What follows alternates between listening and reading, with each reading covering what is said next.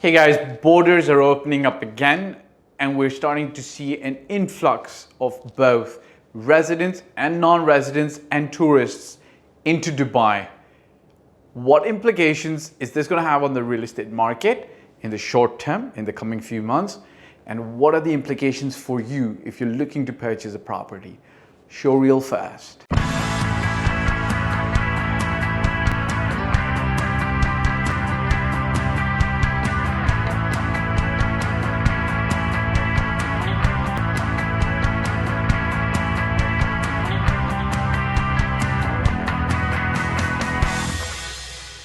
All right, guys, welcome back. So check this out. So very recently, I was at one of the resorts in Dubai and literally I felt as if I was in Marseille, right? Marseille is a city in, I think it's the south of France, because there's so many tourists who were speaking French, right? Tons and tons of tourists, right? Which is good, right?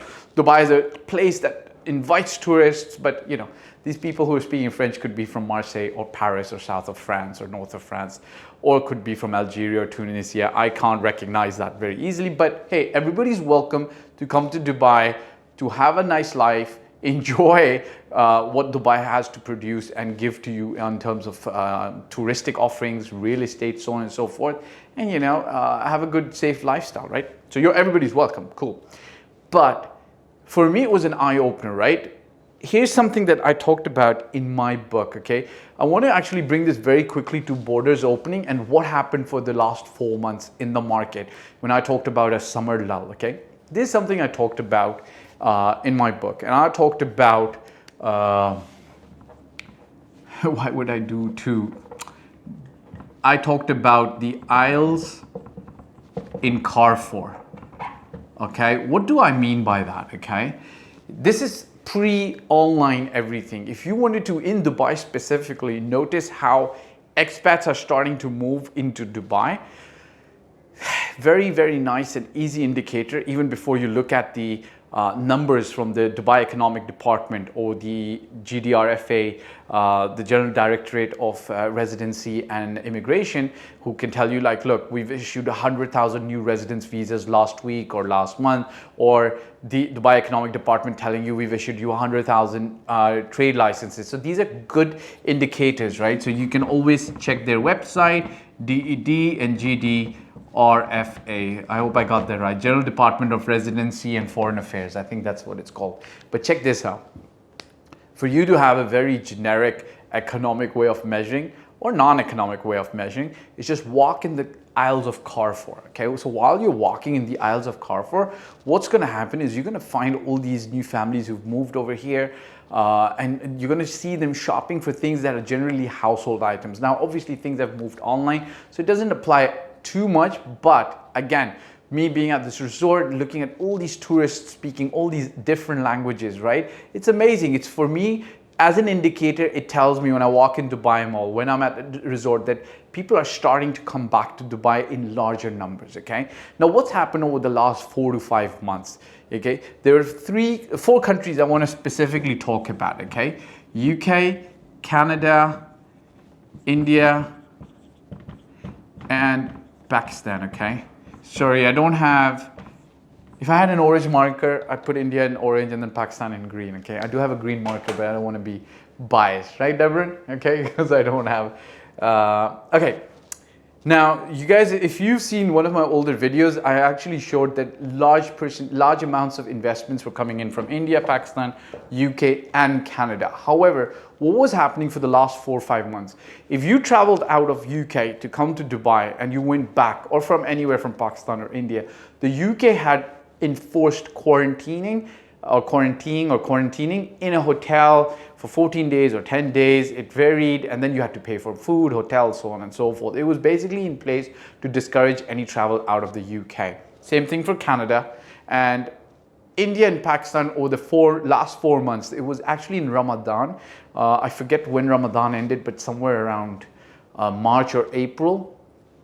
Dubai stopped all flights coming in from India and Pakistan. Initially, it was chartered planes that could still come in, but even then those were closed. Now, what's happened in just the last month and a half, okay? UK and Canada have lifted restrictions for their people, tourists or otherwise, to travel into Dubai and then travel back. Have we seen already business from Canada? Yes, we have, right? People have actually been flying in, looking at properties because they're finally able to actually come in and make those decisions. What's happened with India and Pakistan? For 4 months, they were actually closed off. So if you say March, April, May, June, July, almost 5 months. 5 months or a little bit shy of 5 months. Even if you were a resident of Dubai, flights were pretty much closed. What's happened now?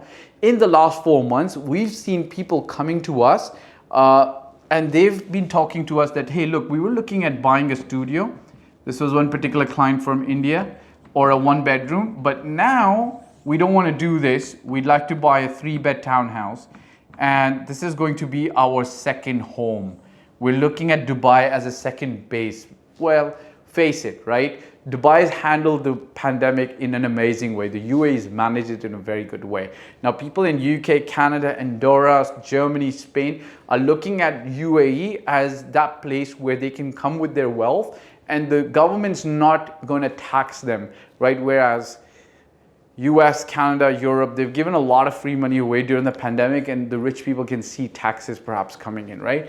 From India and Pakistan, look, Dubai, UAE has been a second home for a lot of people from India and Pakistan for the last 40, 45 years because the flight time to India and Pakistan to some of the cities in Pakistan is 1.5 hours, right? Deborah, what's the closest flight time to an Indian city? Closest? 1 hour?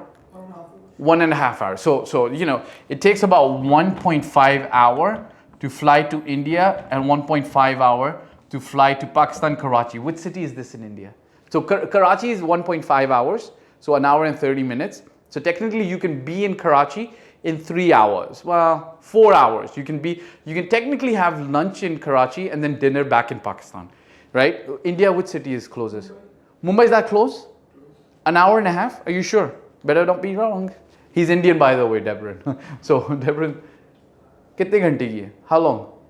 2 hours. Okay, you can still have breakfast in India and you can have dinner back in Pakistan, back in Dubai, right? So you can still, okay, so let's say that we're wrong here and it's 2.5 hours. What essentially this has always meant for people living here is, you know, God forbid if, you know, a parent has had to have like a situation and they're unwell, people could fly back to India or Pakistan instantaneously, right? There's a wedding for a friend coming up. You know, there's so many budget airlines. People can go during the day, go on the weekend on a Thursday and come back in. So what people from India and Pakistan going to and have already started doing is they're starting to look at Dubai as that place where they would like to build a second home. I don't want to use the word emergency home or, you know, all those things and negativity. I don't want to say that, but you know, people with money are free to take their money where they want to, right? UAE is one of those options, okay?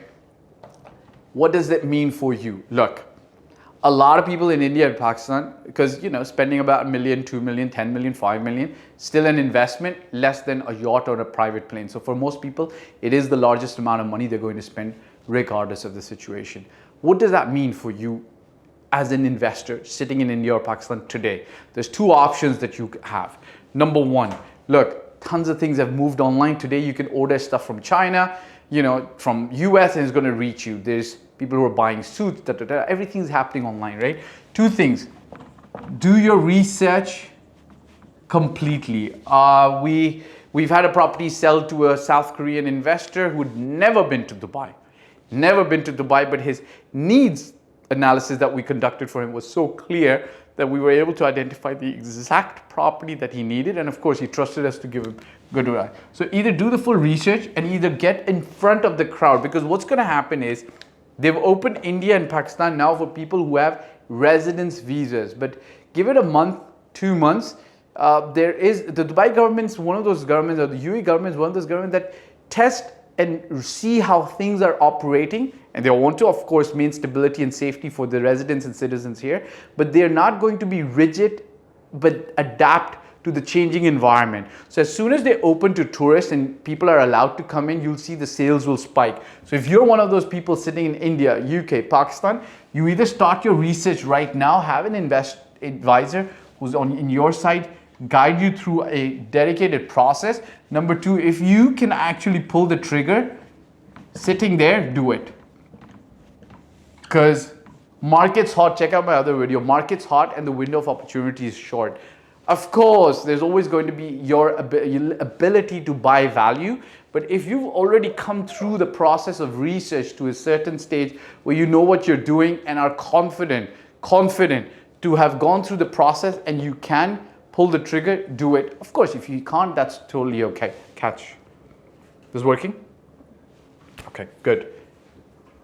All right, refillable whiteboard. Okay, so guys, anybody who's sitting over there, take note, make note, get into gear. If you're passionate and it's feeling right, take action, move forward. Ciao for now. Okay guys, so thanks for watching. My name again is Fahd Dawood. I've been doing this for 14 plus years. I started in 2006 in Toronto, Canada, and since 2007 I've been doing this in Dubai. I generally talk about real estate, your life, my life, and our path to allowing financial bliss coming to us. If you want to work with me, such as buy a property in Dubai, or you need general advice, you can hit me up on in the contact form below. If you've liked this video, I'd appreciate if you subscribe, press the bell icon, and hit the like button and share it with other friends. Ciao for now.